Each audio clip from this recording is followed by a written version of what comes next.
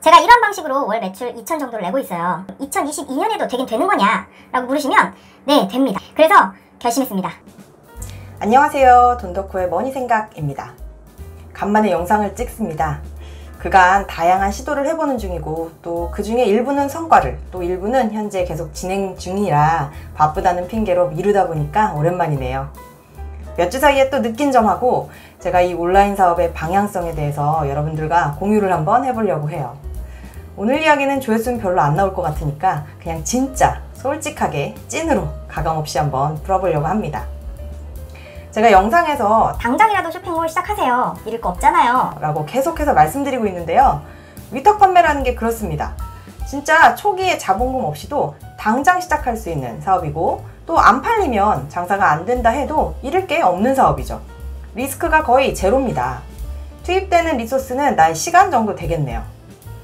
그러다 보니까 2019년에 스마트 스토어 붐이 일었을 때 수많은 사람들이 이 사업에 도전했고 또 수많은 사람들이 성공했으며 또 대부분의 사람들은 실패하고 관뒀죠. 운이 좋게도 저는 그 작은 성공을 맛볼 수 있는 사람 중에 하나가 될 수 있었고 그 덕에 이 온라인 쇼핑몰을 업으로 삼을 수 있는 기회도 갖게 됐습니다.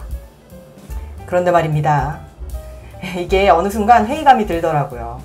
우선 제가 처음 시작했던 판매 방식, 그 위탁 판매, 즉 도매 사이트에 있는 다른 사람의 그 제품을 가져와서 다시 예쁘게 키워드도 만져주고 상세 페이지도 꾸며서 고객들한테 어필해서 판매하는 방식이었어요. 열심히 판매하고 있는데 어느 순간 공급처에서 품절이 생겨요. 그리고 재입고 계획도 없다고 합니다. 이러면 허무하고 매출에도 당장 타격이 바로 생기죠. 그럼 이 매출을 메꾸기 위해서 또 다른 제품을 열심히 소싱해서 판매해야 합니다. 끊임없이 이 과정을 반복해야 돼요. 마치 언제 넘어질지 모르는 자전거를 타고선 넘어지지 않게 계속해서 페달을 굴려야 하는 그런 상황인 거예요. 물론 품절 전까지 어느 정도 돈은 벌겠죠. 제가 말씀드리는 건 위탁 판매로 돈을 못 번다가 아니라 그 한계가 있더라. 그리고 그 한계는 내가 컨트롤할 수 없는 영역이더라. 이게 바로 제가 느낀 점입니다. 그래서 대부분 위탁 판매로 돈을 좀 벌어본 셀러들이 다음 단계인 제품을 공급처로부터 사입하는 방식을 택합니다.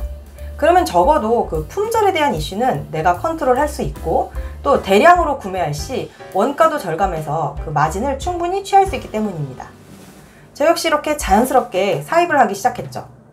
이 지긋지긋한 품절로부터 해방되겠다. 고객에게 맨날 죄송합니다, 품절입니다 같은 쓸데없는 CS를 벗어나겠다, 그런 마음으로요. 한 품목 두 품목 사입을 하다 보니까 집안 한 켠과 방 하나가 완전 난장판이에요. 3PL 같은 창고 쓰면 되지 않느냐 라고 생각하실 수도 있는데요. 이 3PL이 효과적이려면 한 달에 나가는 물량도 1000건 이상은 돼야 되고 품목도 많으면 비용이 비싸서 그 각자 사업 규모나 아니면 상황에 따라 불리할 수도 있습니다. 저는 여전히 위탁 판매하는 제품도 일부 있기 때문에 그 월간 비용을 따져보니까 3PL이 효율이 별로 좋진 않더라고요. 재밌는 사실은 저만 이런 게 아니라는 겁니다. 비슷비슷한 시기에 비슷비슷하게 매출을 키워오신 한 사장님이 있는데요. 그분 집안도 한켠이 아주 못 봐줄 꼴이라고 합니다. 근데 왜 이렇게 집안이 난장판이 되냐고요? 왜겠습니까? 재고 때문이죠. 잘 팔린다고 생각해서 사입을 했는데 갑자기 잘 안 팔리는 경우가 생겨요. 시즌이 지났다던가 제품 노출이 갑자기 막혔다던가 혹은 제품에 치명적인 결함이 발견됐다던가 악성 리뷰가 생겼다던가 아니면 시장에 그 트렌드가 바뀌었다던가 등등등 예측 불가능한 이슈로 판매가 잘 안 되면 그것은 고스란히 저 방구석에 쌓여가는 거죠. 주변에 온라인 사업 꽤 오래 하셨던 분들 봐도 이 악성 재고는 다들 어느 정도 감안하시더라고요. 원가의 덤핑으로 그냥 처분하던가 아니면 딜 같은 걸 열어서 원가 이하에도 재고를 소진시키기도 하고 사은품으로 뿌리기도 하고요. 아예 사입할 때 그 처음 제품 마진에 이러한 부분도 감안해서 가격을 책정해야 한다고 합니다. 여하튼 그래도 사입을 하면 마진도 늘고 품절로부터 조금은 자유로우니 할만은 합니다. 제가 이러한 방식으로 월 매출 2천 정도를 내고 있어요. 정말 되는 거냐? 별다른 거 없는데 지금 2022년에도 되긴 되는 거냐? 라고 물으시면 네, 됩니다. 단호하게 말씀드릴 수 있어요. 뭐 며칠 인증이야 이전에 저 세금 신고하는 영상 보시면 아실 테고 최근에 제가 알바분을 한분 모셔서 100% 위탁으로만 키우고 있는 세컨몰도 매출이 계속 올라오고 있으니까요. 이것도 좀 더 키워서 월 매출 1000만 원에 도달하면 어떻게 키웠는지 한번 공유해 보도록 할게요. 무튼 위탁이나 소량 사입 등의 방식으로 월 300에서 400 현금 흐름 만드는 거는 누구나 할 수 있다고 지금도 생각합니다. 단 전제는 자전거 페달을 끊임없이 밟아야 돼요. 제가 좋아하는 코즈니의 이종구 대표님, 이 대표님이 이런 말씀을 하시더라고요. 장사의 방식 중에 제일 안타까운 게 김밥 천국 집가 같은 거라고. 아예 장사가 안 되면 문을 그냥 닫고 다른 길을 찾으면 되는데, 김밥 천국집은 장사가 되는 것도 또 안 되는 것도 아니라는 말씀이에요. 이 말을 듣는데 뭔가 제가 감전된 것 같이 찌릿하면서 머리가 쭈뼛서는 느낌이었어요. 아주 뼈를 제대로 때리는 말이었거든요. 혹시 디지털 노동자라는 말 들어보셨나요? 디지털 노마드를 꿈꿨는데 어느새 방구석에 처박혀서 10시간 동안 모니터만 바라보고 있는 그런 셀러들이 자신을 스스로 풍자한 단어거든요. 위탁 판매 한계를 단적으로 표현한 말인 것 같기도 합니다. 제가 아주 신나게 잘 팔던 제품이 하나 있습니다. 사업 초기에, 그러니까 2019년에 시장에 잘 알려져 있지 않은 그런 제품이었어요.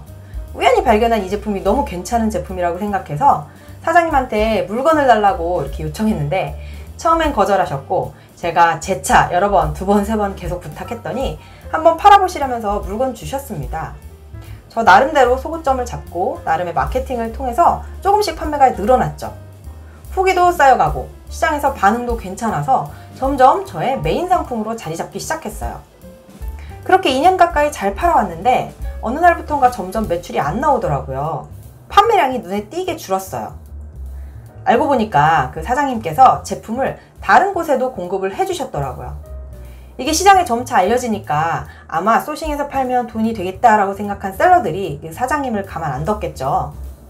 심지어 소매로 팔고 있는 저한테까지도 가끔은 연락이 와서 물건 달라고 그러시는 분들이 있었으니까요. 더 적극적이었던 셀러들은 아마 그 사장님 원청을 찾아서 딜을 했겠죠. 뭐 그 사장님의 입장도 이해는 합니다. 사장님 입장에서는 저 한 명한테 물건을 공급해 주는 것보다 잘 팔 수 있는 여러 다른 셀러들한테도 물건을 주면 돈을 더 많이 버실 수 있을 테니까요.